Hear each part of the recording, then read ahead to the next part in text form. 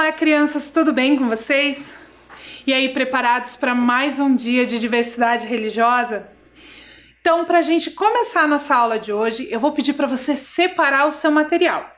Hoje nós vamos usar aquele material de anotação, aquele usual que você usa toda a aula, caderno, uma folha, lápis ou caneta, e hoje a gente vai precisar também de lápis de cor, combinado? Então separa o seu material que eu espero você para a gente conversar.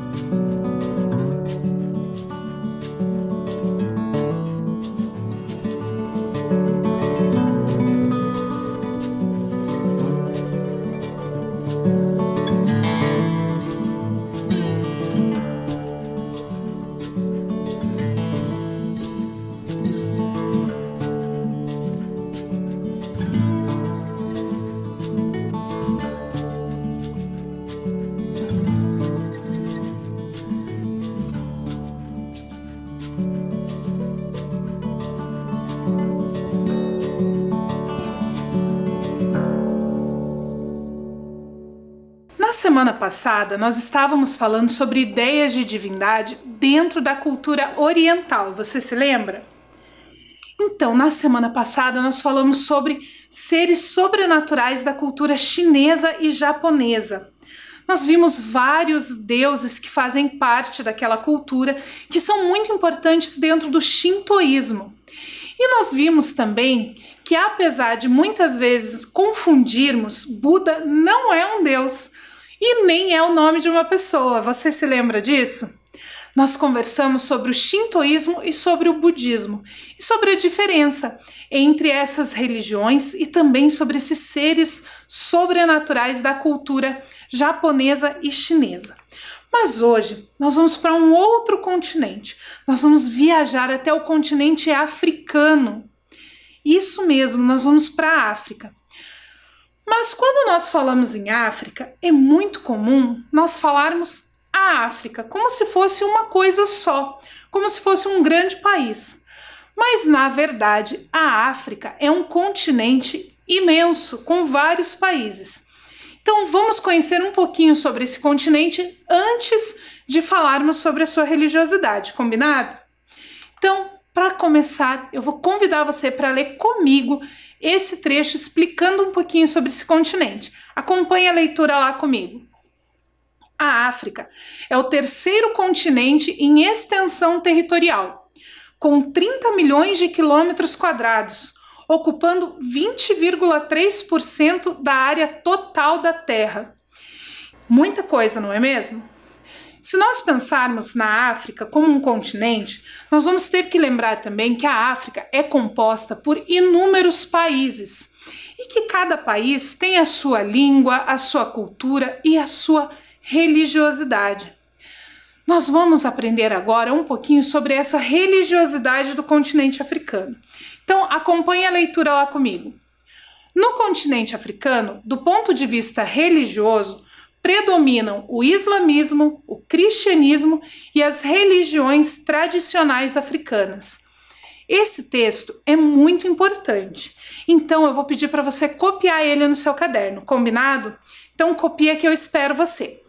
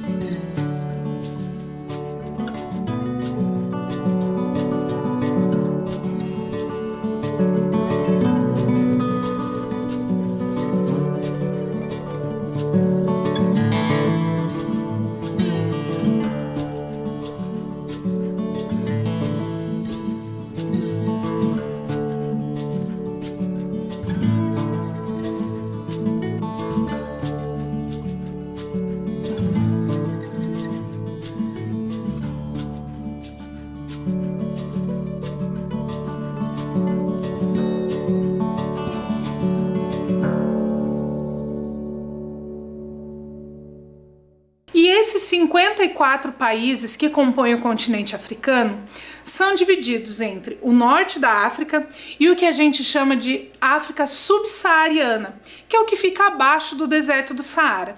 As religiões também se desenvolvem meio que divididas aí nesse espaço. Vamos ler juntos mais esse pedacinho do texto? No norte da África, a religião predominante é o islamismo. E na África subsaariana, o cristianismo é a maioria. Na Etiópia, por exemplo, se encontram as igrejas cristãs mais antigas do continente. E essas igrejas cristãs, elas são católicas e também protestantes.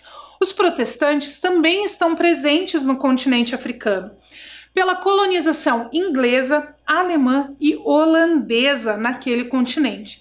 Então, quando os imigrantes foram para a África, para essa colonização, eles levaram também a sua religião, como nós já vimos que aconteceu aqui no Brasil. Lembra que nós falamos, quando nós estávamos conversando sobre os cristãos, que quando os portugueses vieram colonizar o Brasil, eles trouxeram junto o catolicismo? Na África aconteceu um processo muito semelhante. Então, no norte da África, nós temos uma presença muito forte dos muçulmanos e na África subsaariana, os cristãos católicos e protestantes. Quando os negros foram escravizados e trazidos aqui para o Brasil, muitos eram muçulmanos e trouxeram também o islamismo junto aqui para o nosso país. Então, o islamismo no Brasil, ele se constitui pelos imigrantes que vieram, os imigrantes árabes que vieram da região do Oriente Médio, mas também muitos dos negros escravizados trouxeram o islamismo na bagagem. E essas religiões estão presentes lá, mas nós temos religiões tradicionais. Vamos ler mais um pedacinho do texto comigo? Acompanha lá. As religiões tradicionais africanas continuam sendo praticadas pelas comunidades e mesmo por aqueles que migram para a cidade ou para outros países. E é sobre essas religiões tradicionais que nós vamos conversar hoje. Quando os negros foram escravizados e trazidos para o Brasil, eles trouxeram a sua religiosidade na bagagem. Vieram os muçulmanos, que trouxeram o islamismo, mas também vieram as religiões tradicionais, que aqui no Brasil deram origem a uma religião que nós vamos conhecer no vídeo que eu vou te convidar para assistir agora. Presta atenção nesse vídeo.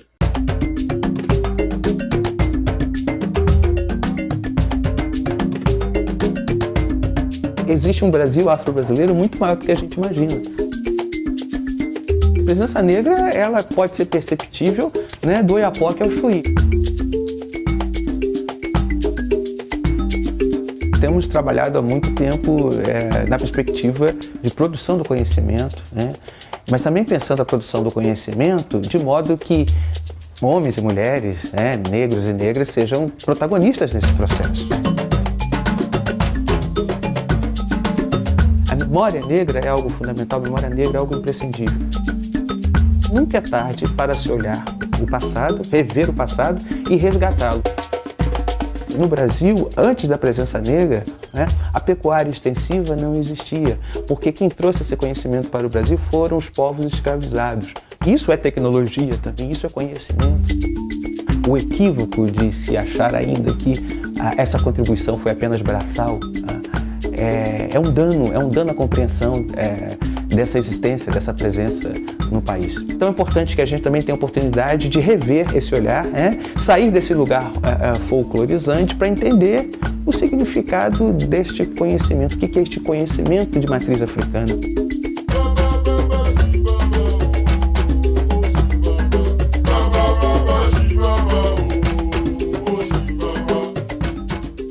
Nessas religiões tradicionais do continente africano, que nós vimos aí no vídeo que aqui no Brasil se constituíram como candomblé, nós temos também figuras de divindades. Você já ouviu falar em orixá? Essa palavra orixá? Você já ouviu ela aqui em alguns momentos das nossas aulas. Mas o que será que isso significa? Vamos ler juntos a explicação? Acompanha lá a leitura comigo. Os orixás são entidades que governam o mundo em nome da divindade. Representam elementos da natureza ou poderes primordiais e estão relacionados com os antepassados míticos. Então, esses orixás, que são essas entidades, nessa definição de Claude Lepine, vão governar essas forças da natureza em nome da divindade. Essa divindade criadora de tudo, esse orixá que é o criador do universo, é Olorum, que a gente vê aí nessa imagem. Olorum, segundo a mitologia iorubá, é o criador dos orixás e de tudo. Ele é esse Deus supremo. Lá no continente africano, existem muitos orixás, mas aqui no Brasil, nós temos 16 que são conhecidos, 16, em algumas comunidades 17, que são bem conhecidos do candomblé e que nós temos também alguns cultos, alguns filhos desses orixás aqui no território brasileiro. Vamos conhecer alguns desses orixás? Então eu vou fazer assim, eu vou te mostrar a imagem do orixá e contar para você um pouquinho sobre ele, combinado? O primeiro que nós vamos ver é Oxalá. Oxalá, o grande orixá, é um deus muito importante no panteão iorubá, pois ele é o criador da humanidade. Também é chamado de Obatalá, que significa rei do pano branco. Além da cor branca, representa a pureza e o princípio de tudo. Então, nós temos Olorum, que é o Deus Supremo, criador de tudo, e o Oxalá, que é o criador da humanidade. Nós temos também Ossain. Ossain, também chamado de Ossanha, é o orixá das folhas, conhecido por sua capacidade de revigorar ou afastar a morte por meio do uso de ervas medicinais. Muitas das ervas medicinais que a gente conhece hoje, que aquela senhorinha da comunidade receita quando a gente está com uma dorzinha de barriga, vem desse conhecimento ancestral dos africanos. Então, esse orixá Ossain é o orixá regente dessas folhas e dessas ervas medicinais. O próximo que nós vamos ver é Ogum. Ele é o orixá da guerra, das lutas, geralmente representado com uma espada na mão. É o deus da metalurgia, por ter recebido do grande pai Olodumaré a incumbência de governar o ferro e todas as coisas que pode ser feita a partir do ferro.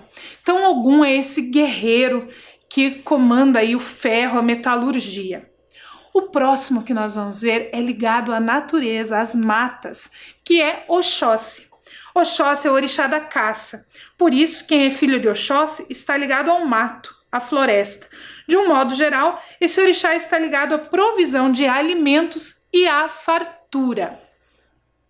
E nós falamos que esses orixás são ligados às energias da natureza, certo? O próximo que nós vamos ver é ligado ao arco-íris, que é o Oxumaré. O Oxumaré é o orixá do arco-íris. Segundo a mitologia iorubá, é o criador encarregado de transportar água da terra para o palácio de Xangô, que fica no céu. Então, através do arco-íris, ele transporta essa água da terra até o céu, onde fica o palácio de Xangô. O próximo que nós vamos ver é Oxum. Oxum é o orixá dos rios e das fontes. É a deusa do rio Oxum, que fica no sudoeste da Nigéria, na África. Assim como Iemanjá, que é a deusa dos mares, Oxum é a deusa das águas doces, também conhecida por ser a divindade da beleza e do amor. Ela sempre se veste de dourado, como nós vimos aí na imagem. A próxima que nós vamos ver é Iansã. Iansã também é conhecida como Oiá. Ela é a orixá dos ventos, das tempestades e dos raios, responsável por guiar os mortos em sua viagem a Orum, que é o mundo dos deuses. Por isso, Iansã é a orixá responsável pelas cerimônias fúnebres, onde se fazem oferendas festivas à pessoa que acabou de falecer. O rio, que é considerado aí o principal rio da África Ocidental, é onde nasceu esse orixá Iansã, que é o rio Níger, que nasce na Guiné e chega até o território da Nigéria. A próxima orixá que nós vamos ver é uma das mais conhecidas aqui no Brasil. Inclusive, nós já falamos dela quando trabalhamos outros elementos do ensino religioso, que é Iemanjá. Iemanjá, ela é originalmente uma divindade de um afluente do rio Ogum, que nasce no estado de Oyo, na Nigéria. Mais tarde, transformou-se na orixá desse próprio rio, sendo objeto de culto de todos os iorubás. De acordo com o sociólogo Reginaldo Prandi, autor do livro Segredos Guardados, Iemanjá é um orixá que ganhou poder ao longo do tempo, mesmo antes de chegar ao Brasil. Aqui, tornou-se a divindade das águas salgadas, é a rainha do mar, mãe protetora dos pescadores, reverenciada não só pelos filhos de santo, sendo talvez a orixá mais popular de todo o panteão africano. E ela recebe vários nomes, inclusive em Nagô o seu nome é Yeyé, que significa mãe dos peixes. Uma outra orixá que é bem conhecida aqui no Brasil é Obá. Obá é a divindade do rio que tem o seu nome, principal afluente do rio Oxum na Nigéria. É uma das esposas de Xangô, representando o amor e a fidelidade conjugal.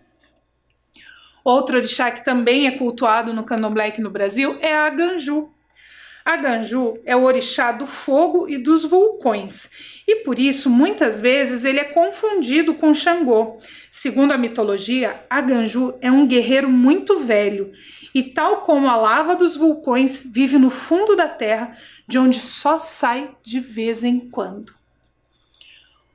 Um outro que na verdade não é um orixá, são dois, porque eles são gêmeos, que é bem conhecido aqui no Brasil, são os Ibejis.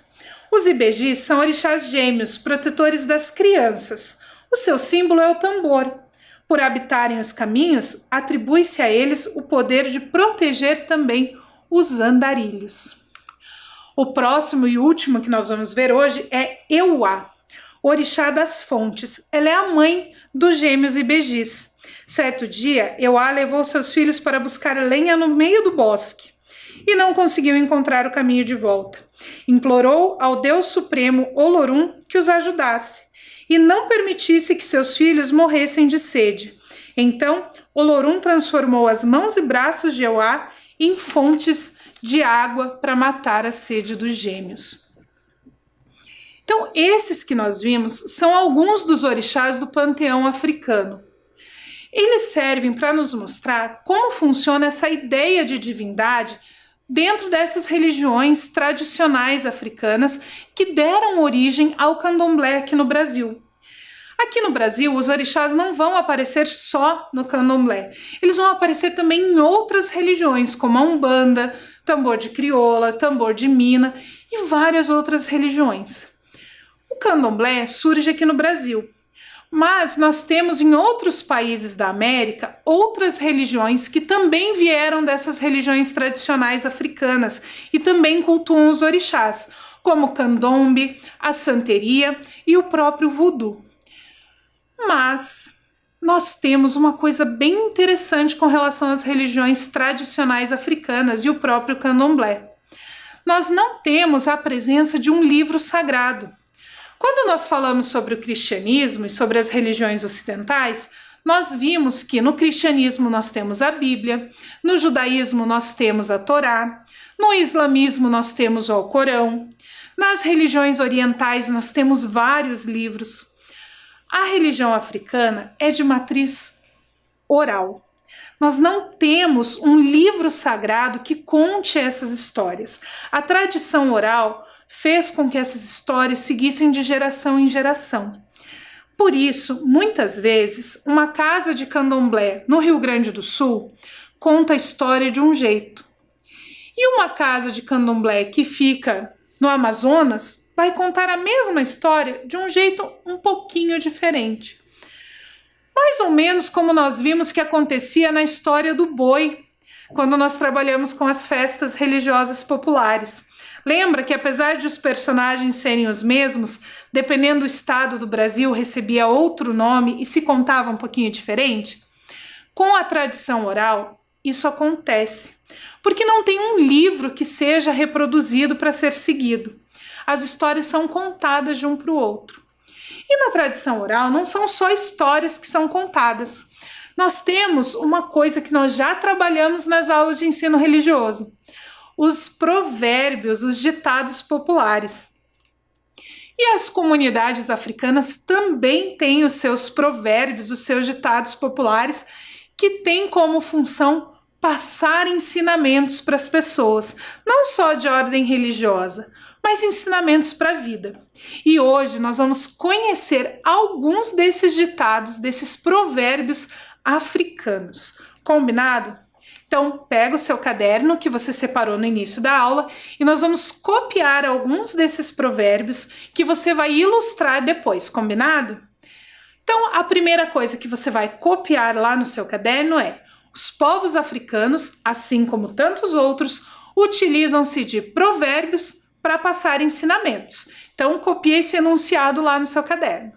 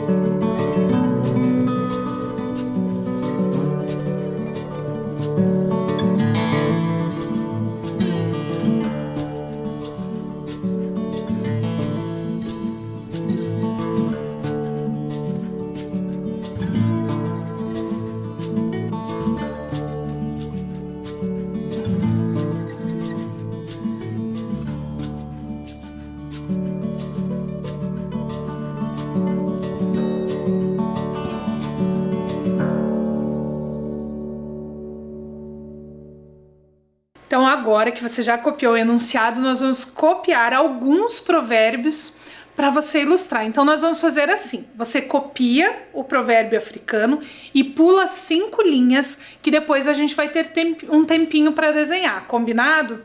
Então, o primeiro provérbio que você vai copiar é: o macaco, mesmo coberto com a pele de um carneiro, é sempre um macaco.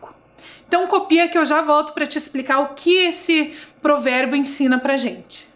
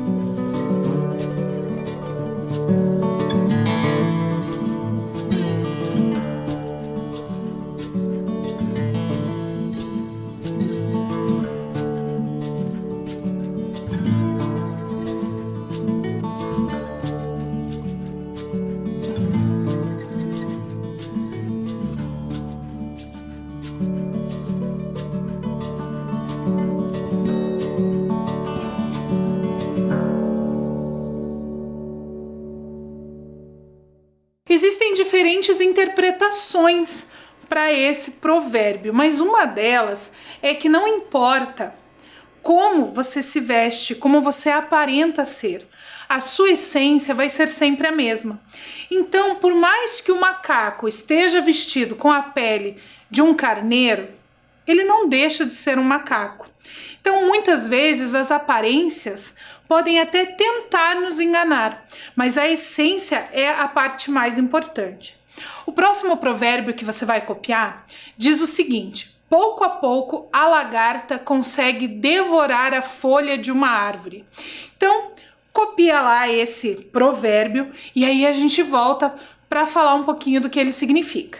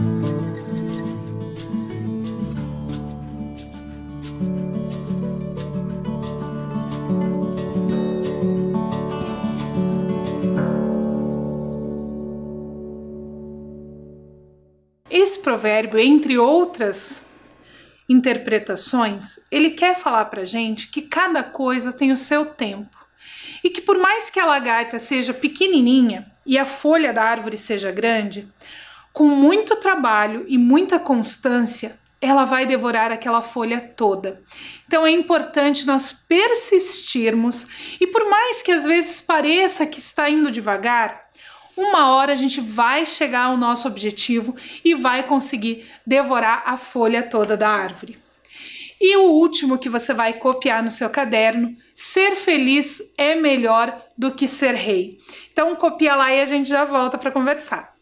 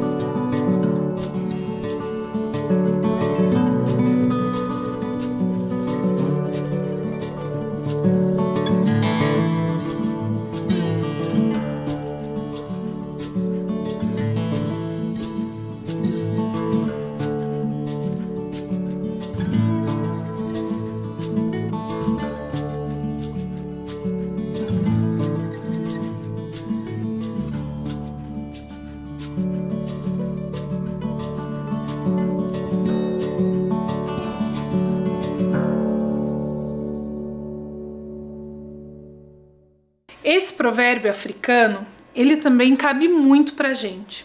Ser feliz é melhor do que ser rei. Muitas vezes, um rei tem tanta responsabilidade, tanta coisa para fazer, tanta coisa para resolver, que ele não tem tempo para ser feliz. E muitas vezes a gente passa a nossa vida toda tentando ganhar muito dinheiro para viver como um rei e se esquece das coisas importantes e das coisas simples. Nós já conversamos sobre isso em várias aulas, da importância de ouvir as pessoas, de estar junto com as pessoas que a gente gosta, de coisas simples, como às vezes observar uma planta crescendo, uma semente, dando origem a essa planta, e que muitas vezes, por estar nessa busca por ganhar dinheiro, por ser rico, por viver como um rei, nós nos esquecemos. Então, a gente tem que aprender desde pequenininho a valorizar as coisas simples e importantes da nossa vida, porque são elas que vão fazer com que a gente seja feliz. E agora, eu vou dar um tempo para você ilustrar esses provérbios. Lembra que eu falei para você pular algumas linhas? Então agora você vai desenhar esses provérbios e aí a gente volta, combinado? Vou te dar um tempinho para desenhar.